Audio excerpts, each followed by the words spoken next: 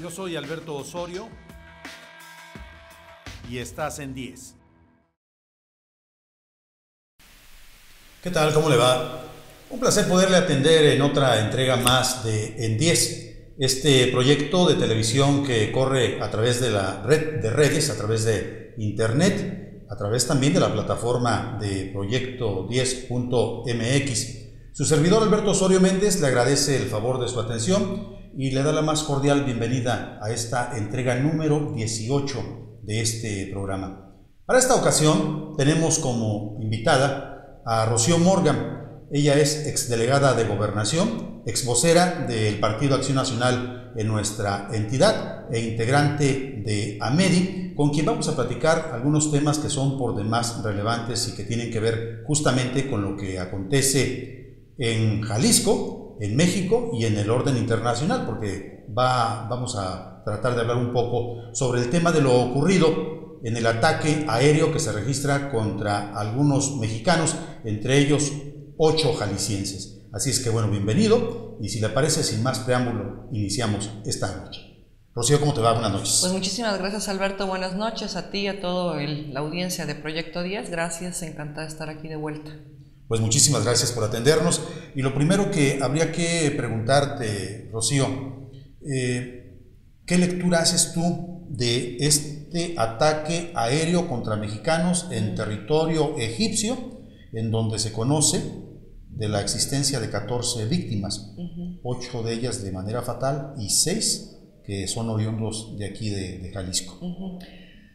Pues yo creo que ha sido una situación que creo que ha conmocionado a todo el país, principalmente aquí a Jalisco. De hecho, creo que la repercusión ha sido de carácter internacional, o sea, la conmoción que se generó por lo inaudito de este ataque es una verdadera tragedia, y yo creo que ha sido un acto que ha conmocionado a toda la comunidad, y que precisamente por el carácter tan inaudito y tan irreal de lo sucedido, es que, bueno, yo creo que no hemos todavía como dimensionado la repercusión que eso trae, y bueno, sí hay causas diplomáticos de lo que se puede exigir a otro gobierno cuando se incurre en un error de este tamaño y de esta naturaleza, pero creo que aún no hemos dimensionado qué es lo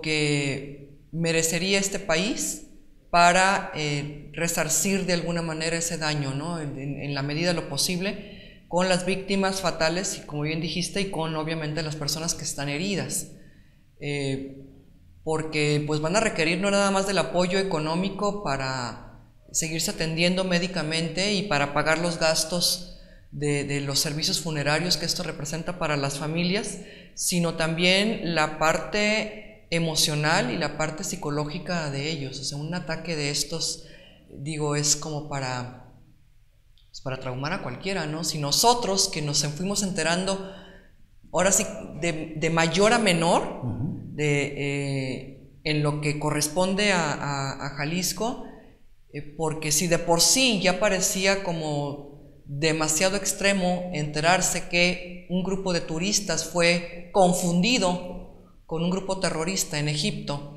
y luego te empiezas a enterar que esos turistas eran mexicanos, y luego esos mexicanos eran jaliscienses, y luego dices, eran muchos de Guadalajara, entonces empiezas a decir, ay Dios mío, seguramente a alguno lo he de conocer, ¿no? Claro. Por terceras, porque era el amigo de algún pariente o etcétera, ¿no? Y cuando empiezas a aterrizar y a ponerle nombre, caras, es cuando dices, o sea, efectivamente no sé qué fue lo que sucedió ahí, ¿no? Entonces, ese nivel de conmoción, pues creo que es completamente fuera de proporción, ¿no? Porque ahora habría que analizar qué es lo que ocurre tras la noticia, ¿no?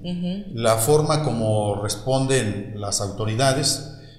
A mí me comenta el secretario de Desarrollo Social que él, por casualidad, se entera de esta tragedia ocurrida en territorio egipcio cuando estaba siendo entrevistado en una radiodifusora, y uno de los familiares de estas personas que fueron atacadas en territorio egipcio, se da cuenta de que se está viviendo esa tragedia y no sabe a quién pedir permiso, a quién pedir ayuda. Así es. Que era lo que nos comentaba Miguel Castro, ¿no?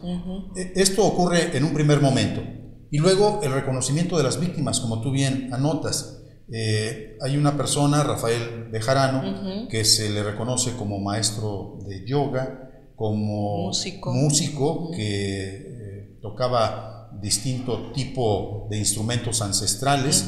Uno de ellos, no recuerdo cómo se llama, pero decían que era capaz de emitir tal nivel de vibraciones que te estremecía el corazón, por lo que pude leer por ahí. Algunas de sus conocidas decían que Rafael era una persona muy preocupada por la promoción de la cultura de la paz, y ponen como ejemplo el hecho de que en últimas fechas estaba promocionando una escuela preparatoria en la Sierra Huichola del estado de Jalisco.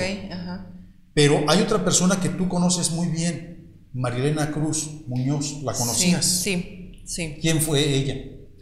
¿Qué hizo? ¿A qué se dedicaba? Marielena Cruz Muñoz era una amiga muy querida mía. Yo la conozco a Marielena, ella empieza en las áreas de capacitación del Partido Acción Nacional.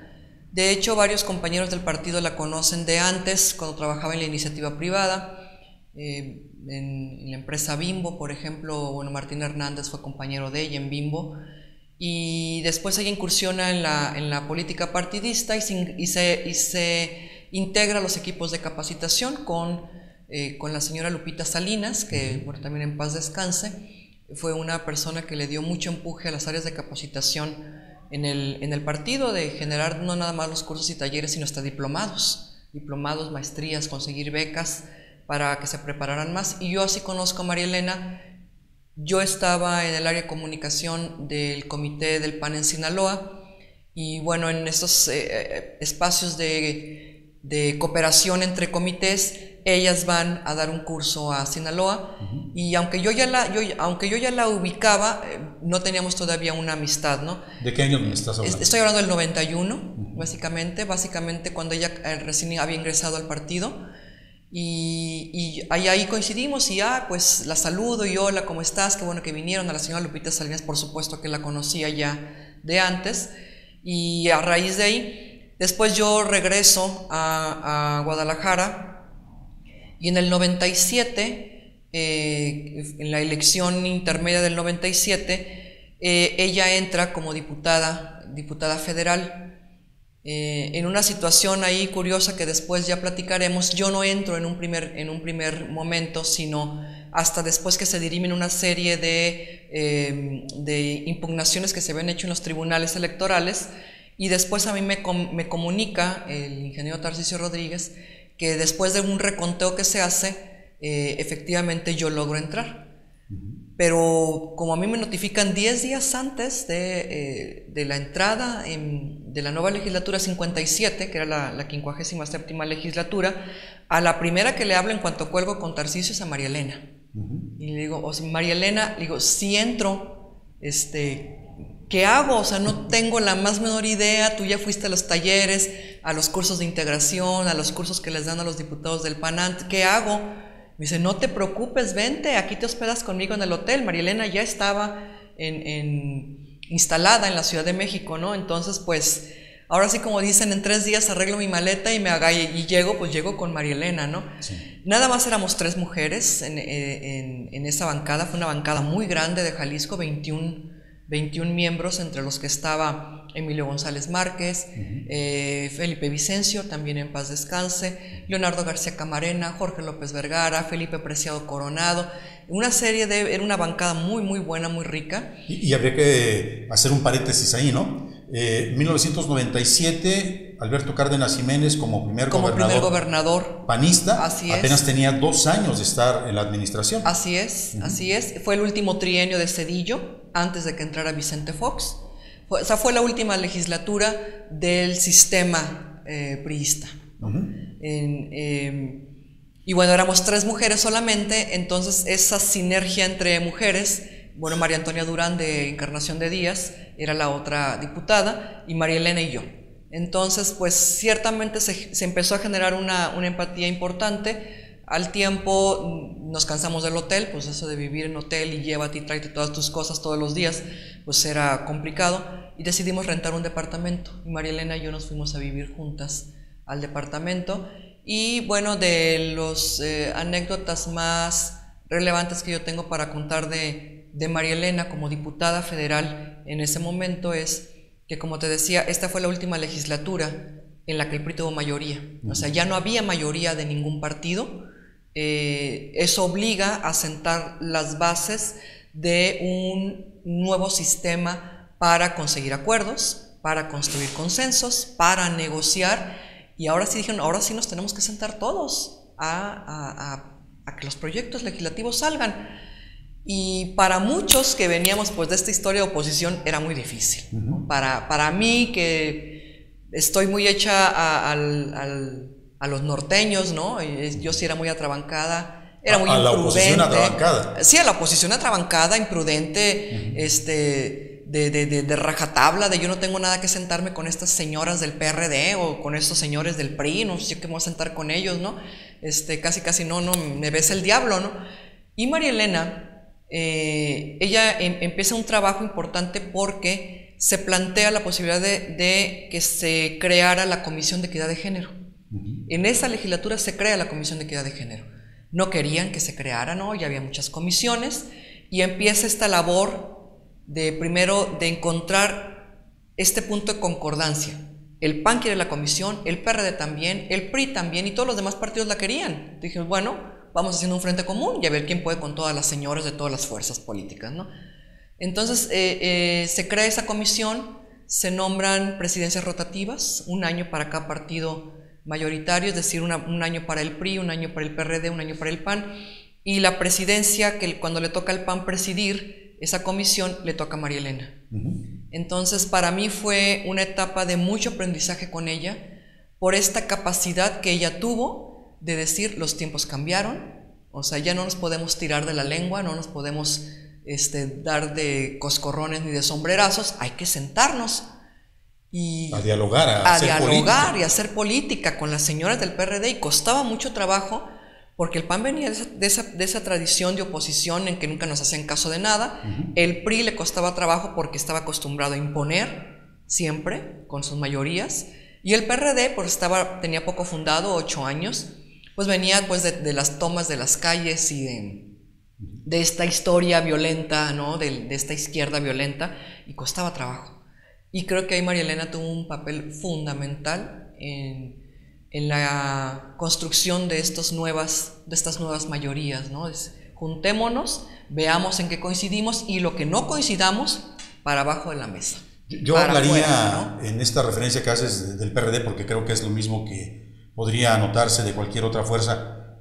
Eran más violentos y más violentados, ¿no? En todos los sentidos. También, por supuesto, claro. Recuerdo que la última fase de la administración salinista se reconocía al menos un número de 600 muertos en territorio michoacano durante la gestión. Claro, había muchos agravios, Pero en el caso de María Elena Cruz Muñoz me llama mucho la atención porque como política fue una mujer disímbola, ¿no? Por una parte, sí, la oposición del PAN la acusaba de ser mocha. Si mal no recuerdo, también estuvo como regidora. Como regidora con César Coll. Con César Coll. Así es. Con el alcalde que trató de imponer un límite a la minifalda, ¿no? Bueno, eso se dijo después, ya nos enteramos que no fue así, ¿no? Que no fue así, esa situación se dio de una manera muy distinta, ¿no?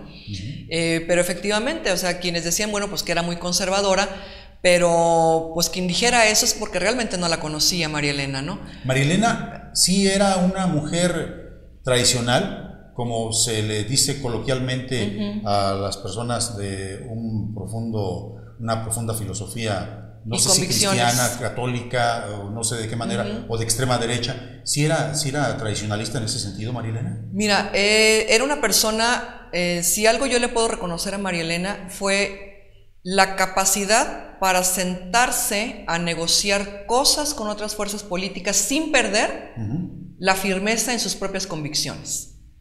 Si algo yo le admiro a ella es esa capacidad de pasar por en medio de la tormenta, ahora sí como dicen, y no salpicarse, ni dejar, ni perder cosas que para ella eran importantes, como las convicciones, como la doctrina del PAN, como esa parte humanista que ella traía, ¿no? Porque pues, obviamente cuando se funda la Comisión de Equidad de Género, pues se pusieron un montón de temas en la mesa, entre ellos aborto, ¿no? Por ejemplo, entonces dijeron, a ver, si vamos a tratar ese tema, ya estuvo que no sacamos nada. ¿Qué cosas de todo esto que traemos aquí sí coincidimos? Y los demás, por vida de Dios, dejémoslo de lado, no vamos a llegar, no vamos a construir nada allí. Si queremos que esta comisión salga adelante, porque la apuesta era, no se van a poner de acuerdo, se van a agarrar del chongo las señoras, ¿no? Entonces, déjalas. Eso se opinaba por parte de los diputados. Por parte de los diputados en general, ¿no? Entonces, no, o sea, no van a poder, ¿no? Digo, si queremos que esta comisión prevalezca en este esquema de acciones afirmativas a favor de las mujeres, tenemos que conseguir acuerdos. Entonces, ¿en qué sí estamos de acuerdo? Salud de las mujeres, ¿no?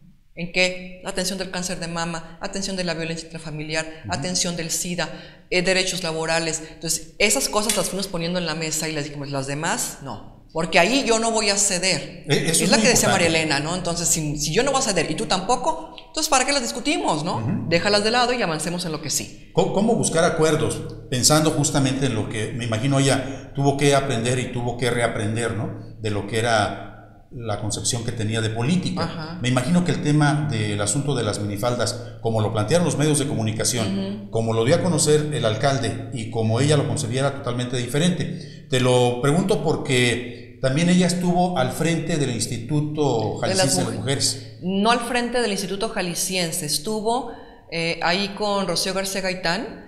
Creo que era, no recuerdo si era la secretaria técnica o...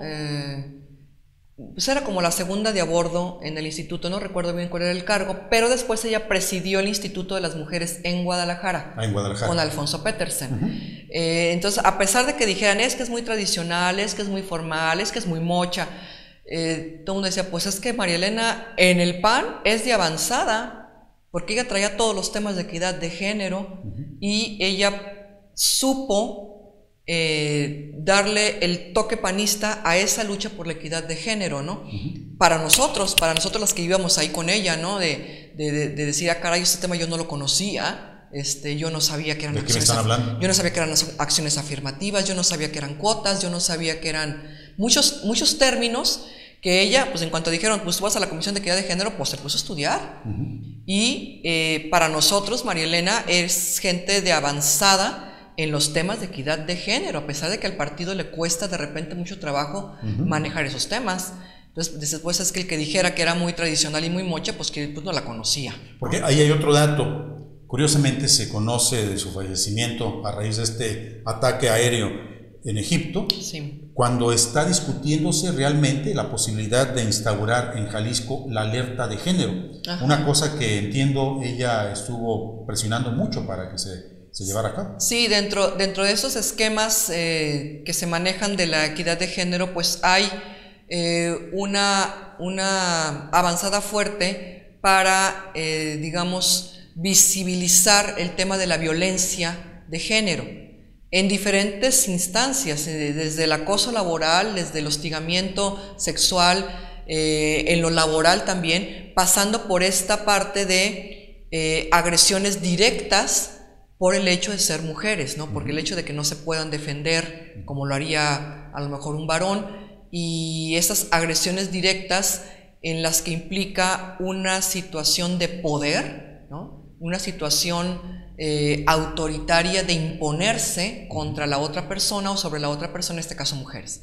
Y obviamente en estos temas que manejan los institutos de las mujeres, el tema alerta de género pues lleva una prioridad importante de reconocer en el estado que sea, bajo el gobierno que sea, si hay esta situación se tiene que visibilizar.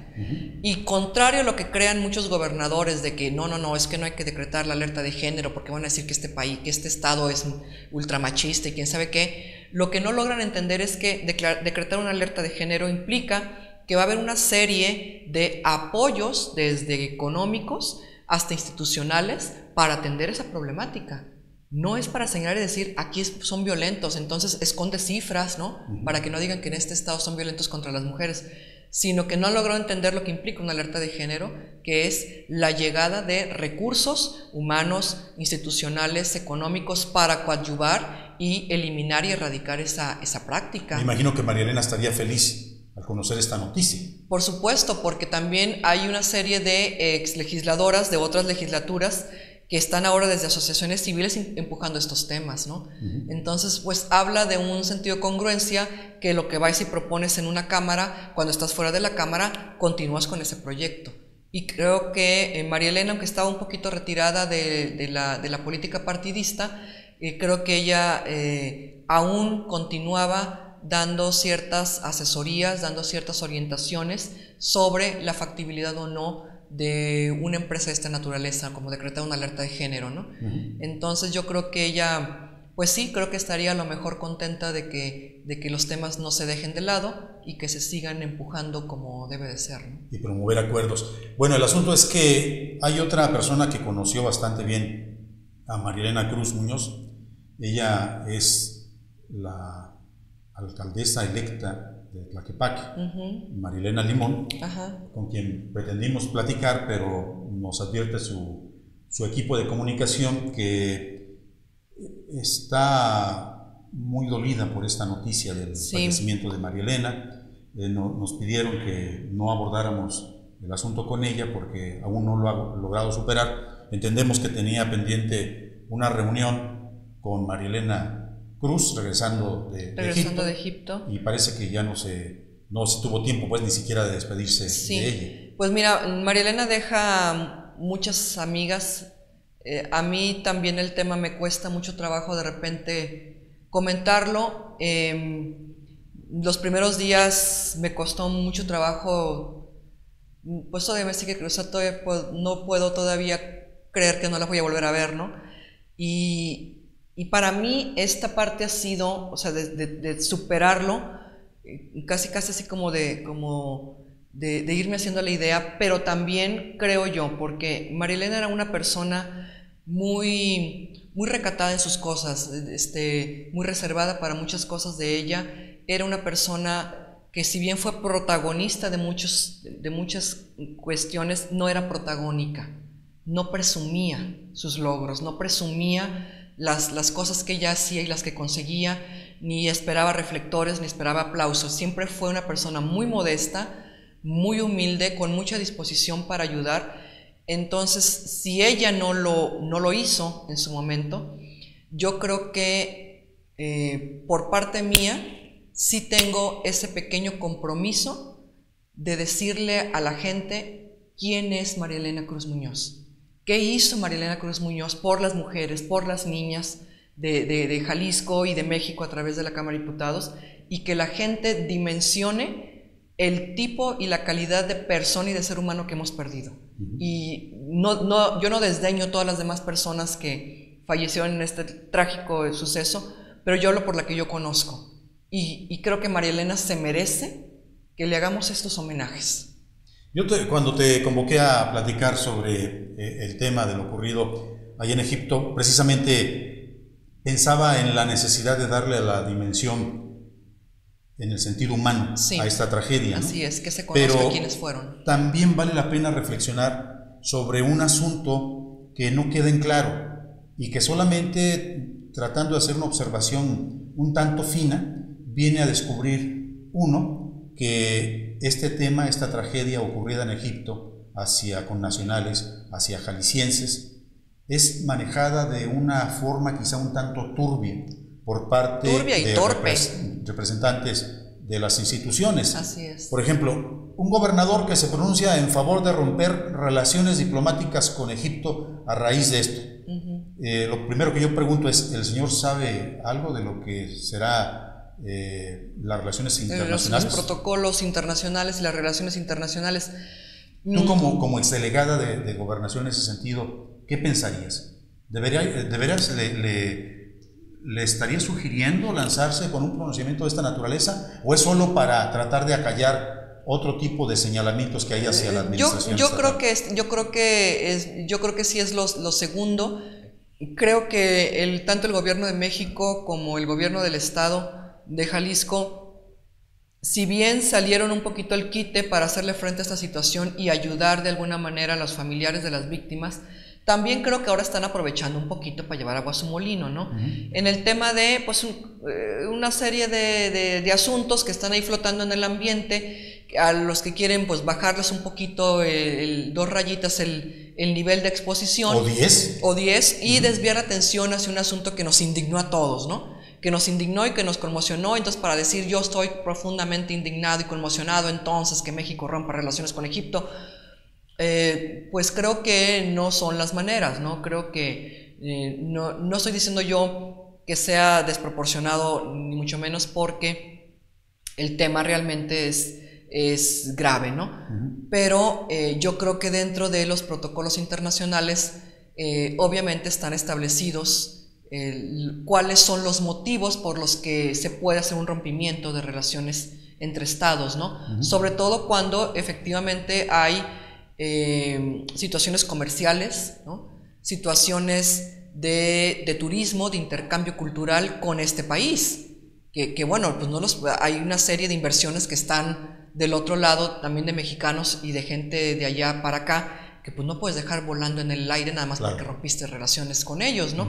Esas cosas pues yo creo que sí hay que cuidarlas mucho, pero yo creo que más bien que fue eso, un exabrupto medio escandaloso como para tratar de desviar la atención y decir esto es más grave, ¿no? Que lo que está pasando acá. Porque ahí hay otro asunto que es, cuando analizas el tema de lo ocurrido en Egipto, se convierte en una cuestión de orden transversal que atraviesa el gobierno del estado y atraviesa el gobierno federal. Esta tragedia ocurre justamente cuando se están conociendo los detalles de lo que observan este grupo de expertos de la Comisión Interamericana de Derechos Humanos en torno al caso Ayotzinapa, con los 43 desaparecidos, que están diciendo que no corresponde la versión del gobierno federal con lo que realmente ellos han descubierto, y que tampoco corresponde esa versión, esa verdad original, por ponerla entre comillas, de que habían fallecido calcinados en un basurero.